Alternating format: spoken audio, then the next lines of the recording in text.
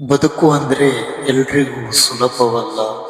ಕೆಲವರ ಜೀವನ ಹೋರಾಟವೇ ಹೋರಾಟ. ಈ ವಿಡಿಯೋದಲ್ಲಿ ಕಾಣುವಂತೆಯೇ ಒಂದೊತ್ತಿನ ಊಟಕ್ಕಾಗಿ ಕೂಡ ಎಷ್ಟೊಂದು ಜನರು ಕಷ್ಟಪಡ್ತಾ ಇದ್ದಾರೆ.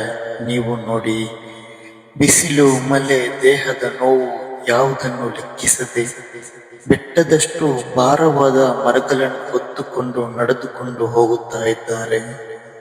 ನಾವು ತಿನ್ನುವ ಒಂದು ಪ್ಲೇಟಿನ ಅನ್ನದ ಹಿಂದೆ ಅವರ ಬೆವರು, ಅವರ ಶ್ರಮ, ಅವರ ತಾಳ್ಮೆ ತುಂಬಿಕೊಂಡಿದೆ.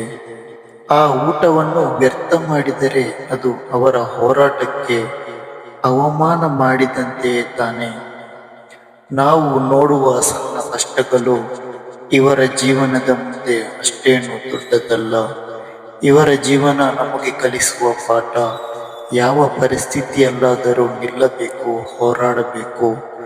ಸಹಾಯ ಅಂದರೆ ಕೇವಲ ಹಣ ಕೊಡುವುದಲ್ಲ, ಗೌರವ ಕೊಡುವುದು, ಪ್ರೋತ್ಸಾಹಿಸುವುದು, ಸಹಾನುಭೂತಿ ತೋರಿಸುವುದು ಸಹ ದೊಡ್ಡ ಸಹಾಯ ತಾನೆ.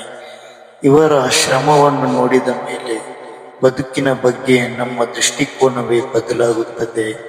ಇವರು ನಿಜವಾದ ಹೀರೋಗಳು, ಮೌನ ಹೋರಾಟಗಾರರು.